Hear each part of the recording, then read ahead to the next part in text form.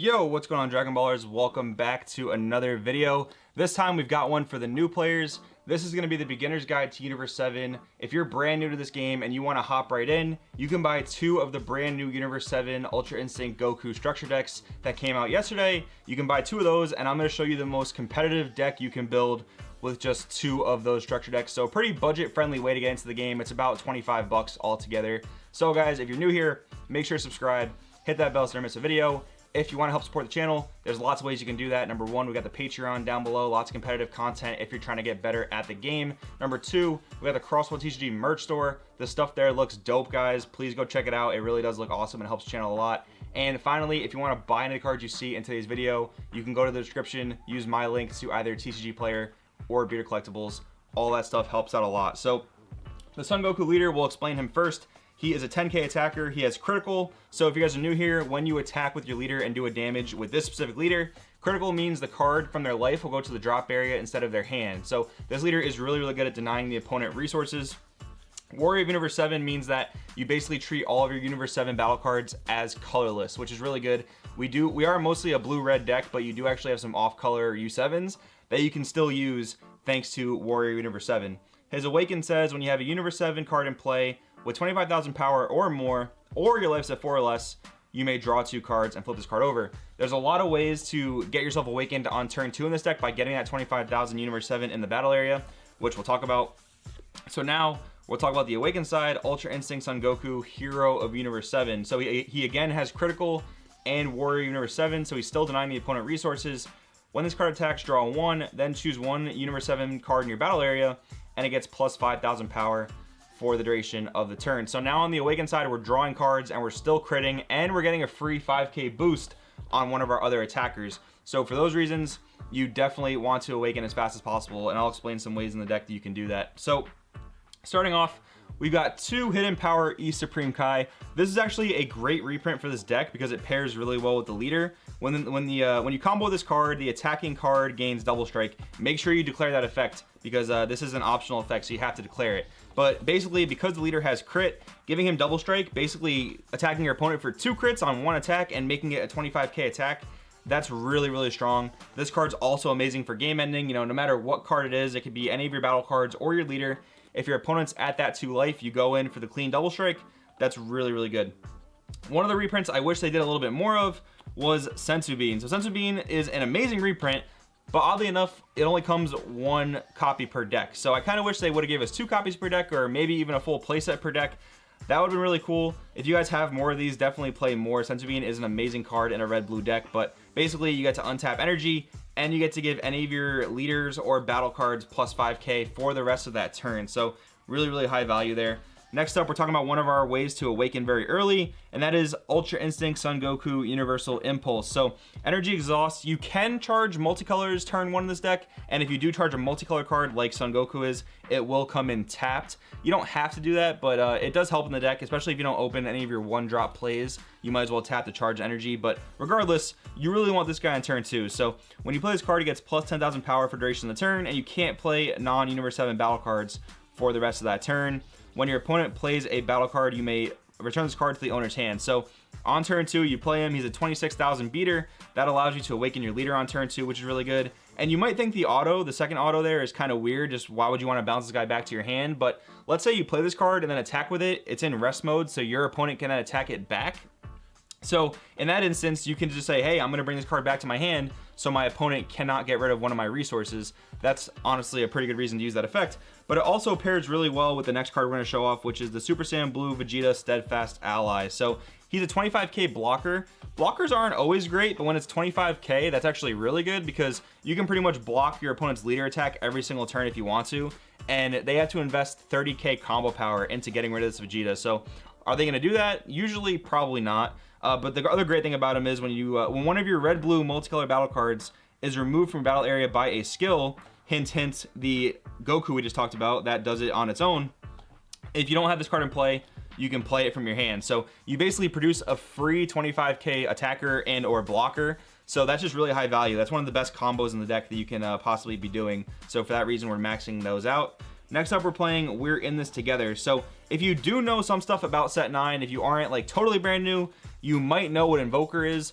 The one weird thing about this structure deck is that it doesn't include any Invoker cards, but we're still going to play We're in This Together. So if you were playing Invoker, you'd be able to cast this for 1 energy, but still a 4-drop board wipe isn't too bad. If you guys played the 21 expert deck, or if you guys saw my video on the 21 expert deck, the board wipe is still pretty good. It's still a good energy to charge on turn 1 if you do want to charge that tapped energy for the flexibility of having a red and a blue. And it also has reusability. Activate main, pay a red if your leader card is a Universe 7. You can add this card from your drop area back to your hand. So a little bit of recursion there, that's pretty good. Next up, we have Infinite Energy Android 18. She says when you combo with her at the end of the battle, if your leader is a Universe 7, which our leader is, you can play her. So basically a 1-drop 15k body. That's just really good value. I mean, you're producing a threat for that 1 energy. She's also going to help us awaken on turn 2, which I will get to in just a few seconds. So next up, for our negates, we have 4 Master Roshi Forged of Will. So far you've seen blue-red cards, and you've seen 1 green card, and now you're seeing a yellow card. This card is yellow, and in any other deck, you would have to pay a yellow energy in order to use him as a counter attack to stop some of your opponent's attacks. But again, because of Warrior Universe 7 on our leader, our Universe 7 battle cards do not have specified cost, which is this little yellow dot in the corner here. In any other deck, you would have to play that 1 yellow to play this card, but with Warrior Universe 7, he is basically colorless. So in this deck, you can treat all the battle cards as if they were practically colorless.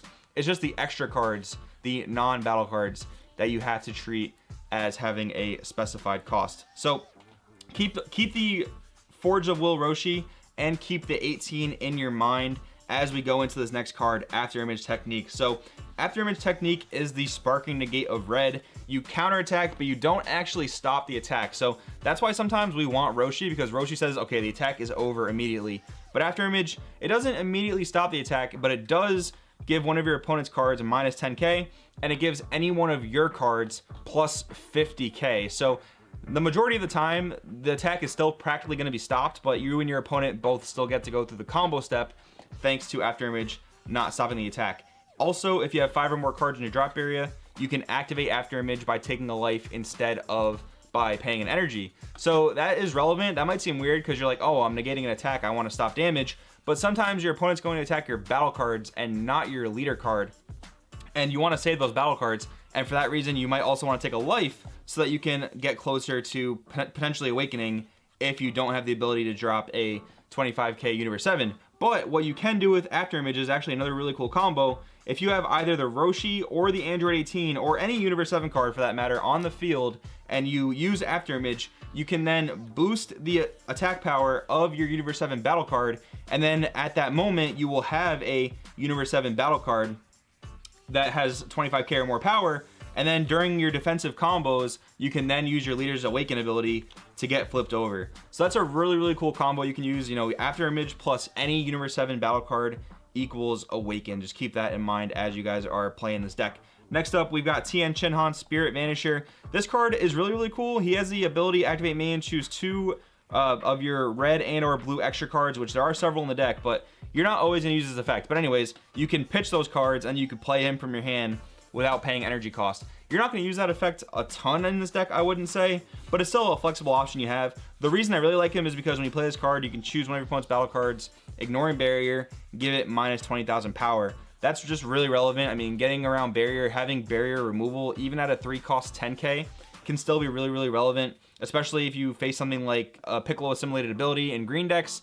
You really want to get that guy off the board because he's going to just start tearing your board to shreds and drawing your opponent a lot of cards. So that's going to be one of the main ways you want to use this card, to remove that. Also, if you do play against the main set Invoker strategy, which is also another Universe 7 deck, removing their 3-drop Vegeta, the Barrier Deflect Invoker, that's going to be super important. So I wanted to make sure I outline that. Next up, for our other U7 battle cards, we have Focus Mind Son-Gohan.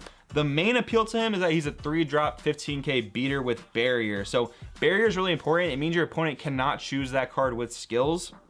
And that comes up a lot because in this game there's an effect called Arrival, and Arrival will oftentimes play a battle card during the combo step, and that will oftentimes end up killing one of your battle cards. So if your opponent negates your leader attack and you can't go for game that way, the 3-drop 15k barrier is really good. But he has an activate main that says look at the 7 cards from top of your deck, and if you do, you can choose 1 Universe 7 among them, and you can play that card by paying its energy cost. So basically, when you have this Gohan on the field, it's almost like the top 7 cards of your deck are an extension of your hand. So you can look at the top 7, you can play any Universe 7, but you do have to pay the energy cost. But anyways, having that ability is actually pretty cool. So just keep that in mind there. Next up, we've got 2 multi-form Tian Shinhan.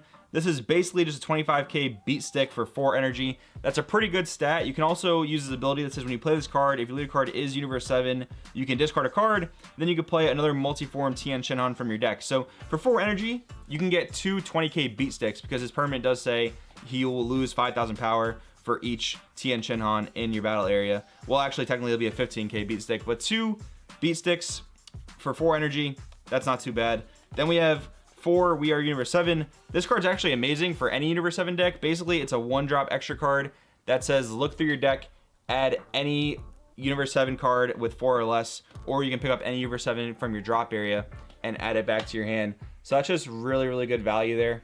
And then next up, we have Universe 7 Representative. So this card gains Universe 7 in all areas. Look at the top 7 cards from your deck, add any Universe 7 to your hand. Now this card is a yellow extra card, and if you guys remember, I did say you had to pay specified costs for extra cards in this deck in particular, but luckily this card does not have any specified cost. So even though it is a yellow card, you can pay any energy to use it. And finally, we've got 4 super combos. If you guys are new to the game, you're always going to play 4 super combos in your deck. In this deck, we're playing Backbone of Universe 7 Son-Goku. This says when you're at 5 or less life, if your leader's Universe 7, you draw 1 card. The deck does also come with the Beerus super combo that untaps blue-red energy, but you don't really want to go for that in this build because you just don't have a lot of good ways to use that energy defensively. I think drawing the card is a bit more worth it, I guess, just in my opinion, but really, you can use either super combo you want. Now, what are some decent cards to add to this deck? Well, there is a Mecha Frieza quote-unquote check land. Basically, the Mecha Frieza says, and I'll show it on the screen here, Mecha Frieza says if you have a red-blue energy charged, you can charge it without tapping it. So that's really good. If you do happen to pull the red-blue Victory Strike card from your set 9 random packs, that's a great card to include in this deck as well. Basically an alternate win condition. And if you wanted to play more of an Invoker package, if you wanted to be able to cast that card, we're in this together for 1 energy, you could also include the 3-drop Barrier Deflect Invoker Vegeta, or there is a rare Frieza from set 9 as well that also has Invoker. But guys, let me know in the comments below if you have any suggestions for other ways to buff this deck. There are lots of ways to do it. Hopefully you guys enjoyed this video. Let me know. Thanks for watching, and I will see you next time.